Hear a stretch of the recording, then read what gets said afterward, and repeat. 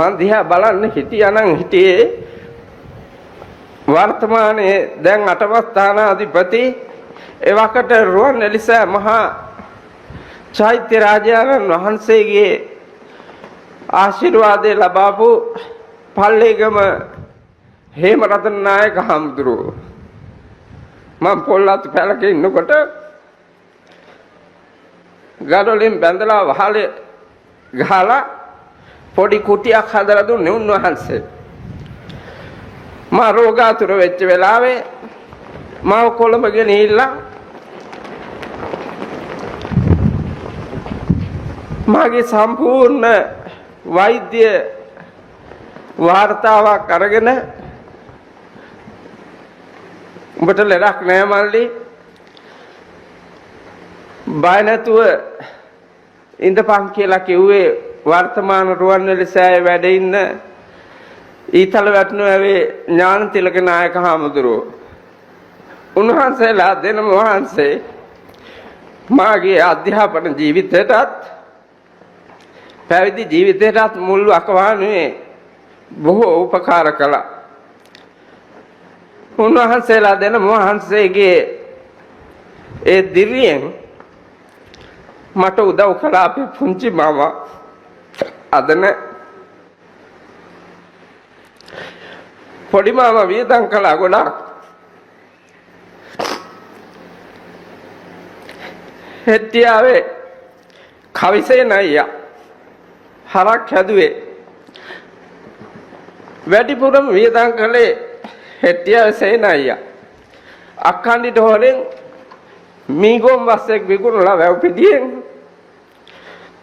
මට රුපියල් 50,000 ගෙන දුන්නා. උපාධියට අවශ්‍ය විභාගය කරගන්න.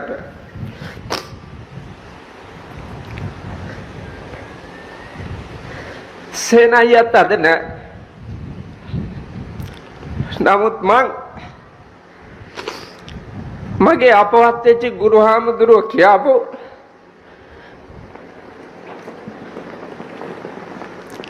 වැදගත් කියමනකට අනුව උන්වහන්සේ දැකපු ලෝකේ මම නිර්මාණය කළා. ඒ අයගේ දායකත්වයෙන් මම අහන වෙලා ගල්කෙරියාගම දානයකට ගියපු වෙලාවේ හාමුදුරුවෝ 19ක් හිටියා. මං 10 වෙනියට තමයි වැඩියේ. අනිත් 9 දෙනා වහන්සේගෙම පා හොදලා වන්දනා කරලා දානශාලාවට ගත්තා. මම යනකොට වතුර බෙස්සම කානුවට අහලා නැගිටලා ගියා. ඒක අපේ හඳුරෝ දැක්කා. අපේ හඳුරෝ පන්සලට ඇවිල්ලා මට කිව්වා කනගාටු වෙන්න එපා පුතේ. ඔක පාඩමකට ගනි. නොවන්දිනා උන් වන්දිනකම් දන්නොත්නේ උන් දන් දෙනකම් වඩම්මන් නැති උන් උත්සාහගෙන යනකම් උඹ සිවුර දැලිගා ගන්න නැතුව ඉගෙන ගනින් කිව්වා. මම ඒ කාර්ය භාරය මගේ ගුරු හිමියන්ගේ නාමයෙන් මට දිරිය දුන්න ගිහි පැවිදි පිනතියන්ගේ නාමයෙන් මං අද ඉෂ්ට කරලා තියෙනවා කියලා මට පේනවා. මේ පහළ මළුවට ගිහිල්ලා ආපහු බැලුවොත් ජනාධිපතිතුමනි මං රාජමහා විහාරයක් හදපු රජෙක් වගේ මට දැනෙනවා. පලාගල ප්‍රාදේශීය ශාසන ආරක්ෂක බල මණ්ඩලේ රාජමහා විහාර තියෙනවා. රාජමහා විහාරවල ආලෝකය මදි, එළිය මදි.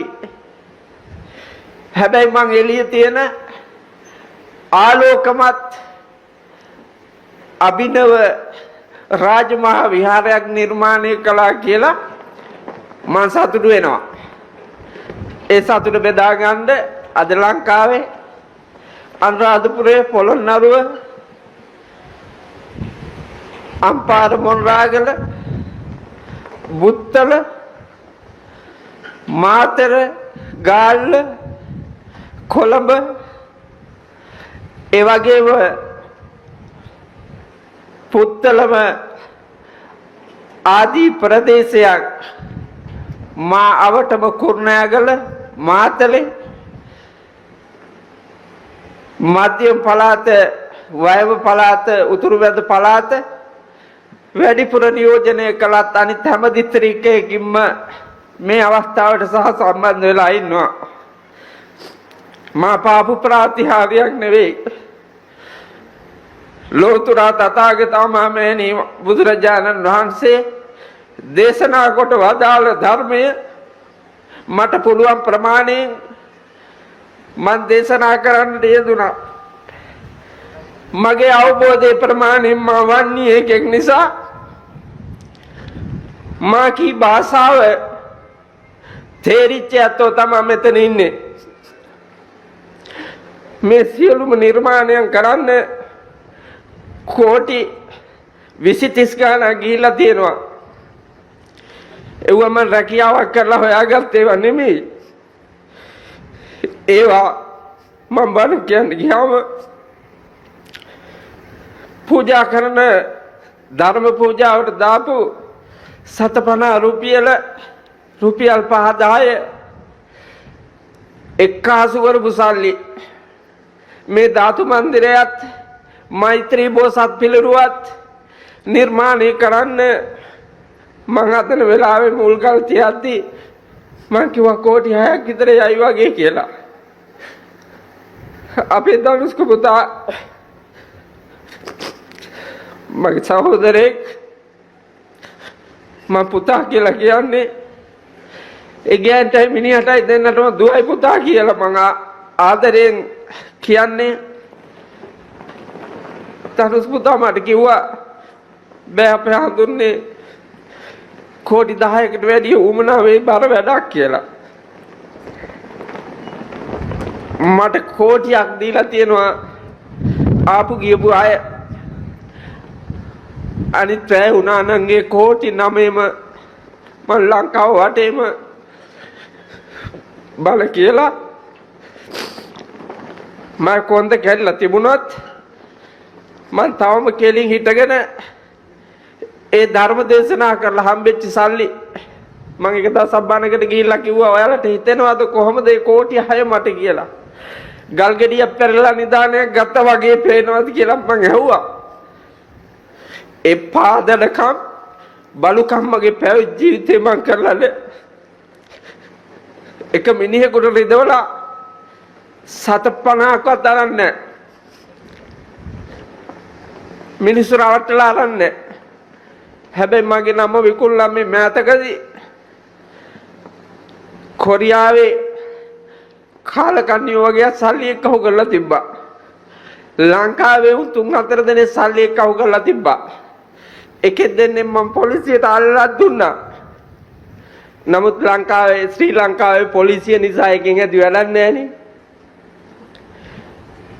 ජනාධිපතිතුමනි මම මේ මූණ බලාගෙනම කියන්නේ නීති පොතක් තියෙනවා ලංකාවේ. එකෙන් ඇති වැඩක් නැහැ. නීති පොත ක්‍රියාත්මක වෙන්නේ නැහැ. ඒක ක්‍රියාත්මක වෙන්නේ නැත්තේම අහිංසකයට. සල්ලි තියෙන බලය තියෙන පුම්බාගෙන ඉන්න වටේ ඉන්නවා. හැබැයි අහිංසකයා වටේ නැහැ. මම දැක්ක දැන් බලාගෙන හිටියේ ඔබතුමා එනකොට මේ සියලුම ආරක්ෂකයෝ ඔබතුමා පස්සෙන් දුවගෙන එනවා. ඔවුන්ගේ කාර්යභාරය වෙන්න ඇති. හැබැයි අර දවස්වල කැලේ හැංගිලා හිටියේ. කැලේ හැංගිලා හිටියේ මම දන්නවා. අයියා මැරලා හැට පෙවුනා. නමුත් එළියට ඇවිල්ලා අයියව ගන්න බැරි වෙච්චේ ඔබතුමා රද වෙච්ච ගැන මට හරි සතුටුයි.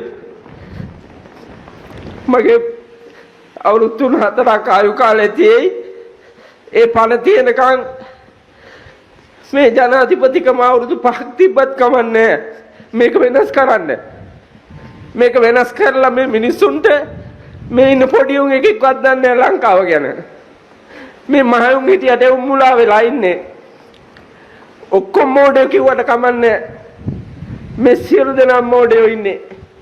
මොකෙක් හරි මොකක් හරි පෙන්නපු ගම ඒකට රැවටෙන එක එක පස්සේ දුවන දේවාල ගානේ කෝවිල් ගානේ වැඳ වැටි දන නමස්කාර කරන දෙපැයින් නැගිටින්න දන්නේ නැති කුසීත දීන පරාජිත අනුන්ගේ මතින් කාලා ජීවත් වෙන්න මහන්සි ගන්න පව් જાතියක් ඉන්නේ. මම දන්නවා ඔබතුමාට මේ සැරේ 150 ඡන්ද දුන්නේ පාක්ෂිකයෝ. ඔබතුමාගේ පක්ෂයට ඒකට හේතු කීපයක් තියෙනවා. එකක් මේ උන්ට නිකන් කන්න දෙන්නේ නැති එක පළවෙනි එක. දෙන්න හොඳ නෑ තමයි. නිකන් කන්න දෙන්න හොඳ නෑ. මම නම් කැමතිම නෑ අස්සසුම එක්කුටවත් දෙනවට. අස්සසුම ඕනේ මං අදත් තක්කාලි වික්ක රුපියල් 80000ක. ගිය මුරේ තක්කාලි තිබ්බා 1,50,000ක. ඊට ඉස්සෙල්ලා මුරේ තක්කාලි තිබ්බා 1,30,000ක. ඊට ඉස්සෙල්ලා මුරේ තක්කාලි තිබ්බා 80000ක. ඊට ඉස්සෙල්ලා මුරේ තක්කාලි තිබ්බා 10000ක. කොල්ල කල්ලා විකුණලා මට සල්ලි ගෙනත් දුන්නා. තවත් තියෙනවා ලක්ෂ ගානක තක්කාලි ඉනි 2000 හිටෙව්වම. කැකිරි හිටෙව්වා කැකිරි වලින් ලක්ෂ 5ක් තිබ්බා. බඩිරු හිටෙව්වා බඩිරු වලින් ලක්ෂ 2කමාරක් තිබ්බා. පිපින්ජා හිටෙව්වා ඒක මන් දන්නේ නැතුව හිටෙව්වේ අලුතෙන්ම මං ඒ භෝගය ගැන අවබෝධයක් තිබ්බේ නැහැ. නමුත් මට පාඩුුනේ නැහැ. මං පිපින්ජා කෑල්ල ඇතෑරියා. අපේ ආර්ථික කටයුතු පිළිබඳ ඇමතුමා ඉන්නවා. වසන්ත සමරසිංහ ඇමතුමා මම නිතරම පුන කියනවා ලංකාවේ නිෂ්පාදනයන්ට වටිනාකමක් දෙන්න ඒවා ආරක්ෂා කරන්න මේ අහිංසක මිනිස්සු කඩාගෙන ගිහිලා අලියන්ට කණ්ඩ දෙන්න හලන්ට කණ්ඩ දෙන්න නෙමෙයි මේවා ඇදුවේ. ඒ හින්දා ඒවට සහායක් දෙන්න ලංකාවේ මොනවාවත් රට යවා ගන්න මගක් නැතුව මිනිස්සු බලාගෙන ඉන්නවා. මේ ලංකාව විතර පොසත් රටක් ලෝකේ නෑ. මම ලෝකේ වටේ යනකොට බැලුවා කම්කුණ්ඩෝ වාගේ කබල්ලෑයෝ වාගේ වකුඩු වෙච්ච මිනිස්සු ඉන්න රටවල් තියෙන මහත්තයා මාස 8ක් අවුරුද්දේ මාස 8ක් මම වකුඩු වෙලා ඉන්නේ. කෝට් පොරවාගෙන බෙල්ලේ ඉඳලා දෙපතුලට යනකම් වෙලාගෙන ඉරක් දකින්න නෑ හඳක් දකින්න නෑ තාරකාවක් දකින්න නෑ අයිස් කුට්ටි ගොඩේ ඒකෙන් අත මිදෙනකොටම එවුන්ට පායලා ගිනි ගන්නවා. මා පව්කාර ලෝකයක් ඒක. රට ගිහිල්ලා ඉවරලා දවස් දෙකක් තුනක් යනකොට ඉගිල්ලිලා ලංකාවට එන්න හිතෙනවා. කුඹුක් ගහකට මැරුණොත් කමන්නේ කියලා හිතෙනවා.